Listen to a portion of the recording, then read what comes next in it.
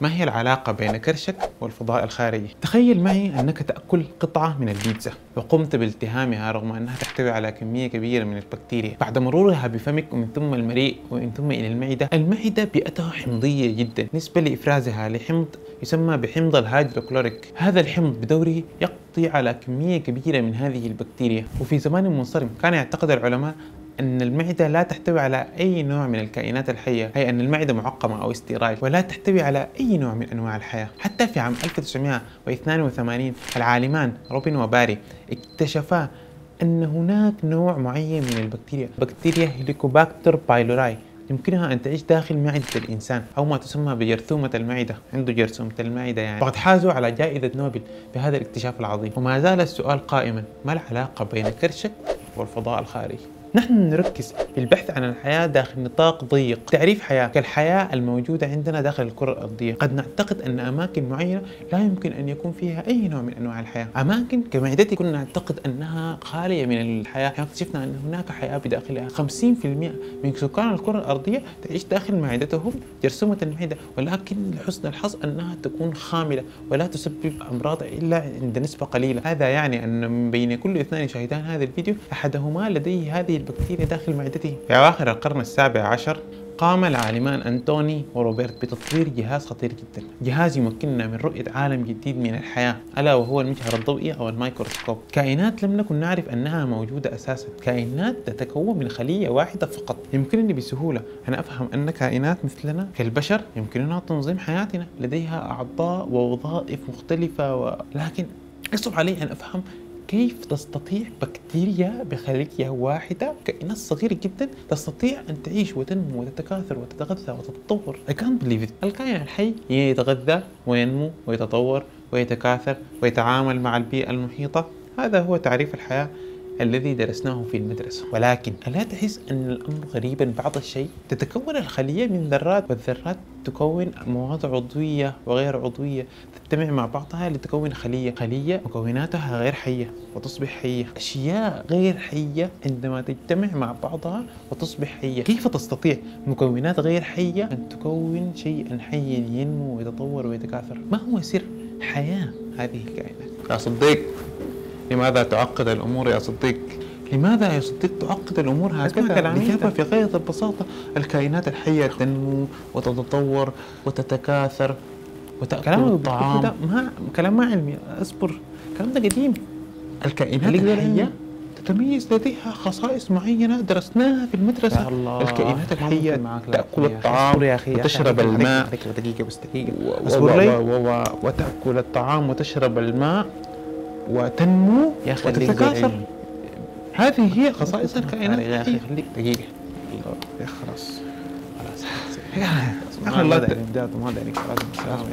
المهم، ما يزيد الأمر غرابة أنه في القرن التاسع عشر اكتشف العلماء كائنات لديها خصائص الكائنات الحية، ولكن على سبيل المثال أنها لا تتكاثر لوحدها، ولكنها تحتاج إلى خلية أخرى تتكاثر بداخلها، يطلق عليها العلماء اسم الفيروسات. إذا أخذنا التكوين الداخلي للفيروس نجده أنه غريب بعض الشيء، غريب وبسيط في نفس الوقت. يتكون من حمض نووي عبارة عن DNA أو RNA، يتكون من رايبونيوكليك أسيد أو دي أوكسي رايبونيوكليك أسيد.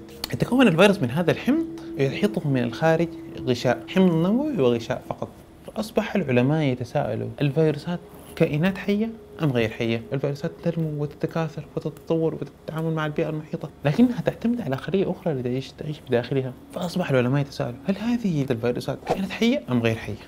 الأمر الأكثر غرابة أنه في عام 1971 العالم ثيودور أوتر دينر اكتشف شيء غريب جدا، شيء صغير جدا، ويعتقد العلماء أنه من أصغر الكائنات على وجه الكرة الأرضية. تشبه الفيروسات نوعا ما، ولكنها ليس لديها غطاء خارجي، عبارة فقط عن حمض نووي. حمض نووي كده على الهواء مباشرة عالي تماما، بس حمض نووي كده مفكه، ما في حاجة، ما في، لأنها تحتوي على حمض نووي فقط.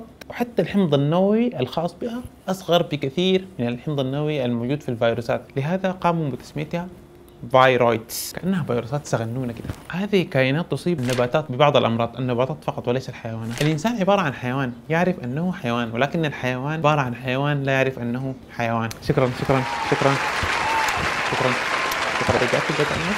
شكرا. إذا ما رأيك بالبقى؟ شوف هنا السؤال ده. ما رأيك أنت بالفيرويدز؟ هل هي كائنات حية أم غير حية؟ أزيدك من البيت شعرا، مؤخرا تم اكتشاف أشياء غريبة جدا. لاحظ كلمة أشياء، هذه الأشياء عبارة عن بروتينات فقط، بروتينات مغلوطة بريونات، لا تحتوي على حمض نووي، رغم أنها لا تحتوي على حمض نووي ولا تحتوي على أي من خصائص الحياة، ولكنها معدية. This infectious. كيف ما تسألني، ما أعرف، لا أدري. I have no idea. بعض الأنواع منها تسبب مرض جنون البقر. ما رأيك بالبريونات؟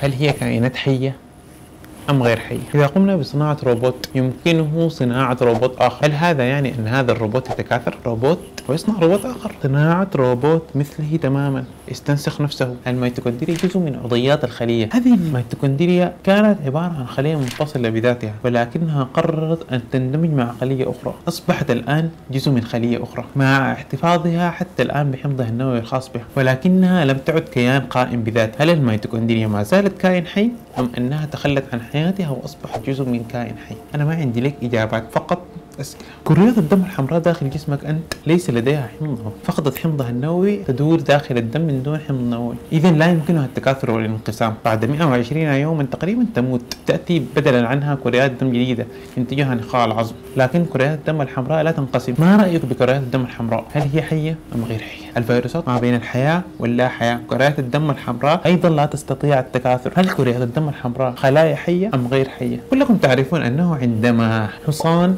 مع حمار ينتجان حيوان خليط، البغل، أو تقريبا اسمه في السودان الدحش.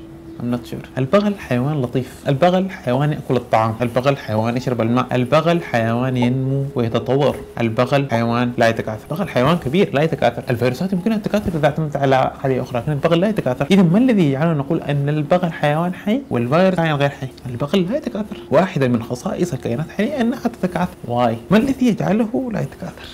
ليه؟ لا يمكن لبغلين أن ينتجا من بغل واحد، ولكن يمكن لفيروس أن ينتج آلاف الفيروسات. ما علينا. تحدثنا اليوم عن الحياة، أو بالأحرى تساءلنا عن الحياة. تعريف سر الحياة قد يكون سؤال صعب في الوقت الحالي، ليس لدينا إجابة قاطعة، ولكن اعترافنا بعدم وجود إجابة شافية أفضل لنا من قبول إجابات غير علمية. ونحن لم نحلم بأكثر من حياة كالحياة. قد لا يهمك تعريف الحياة، ولكن أنا يهمني أن تجعل حياتك معنا بالاشتراك بالقناة، اضغط على زر سبسكرايب بالأسفل. شكرا على المتابعة، السلام عليكم.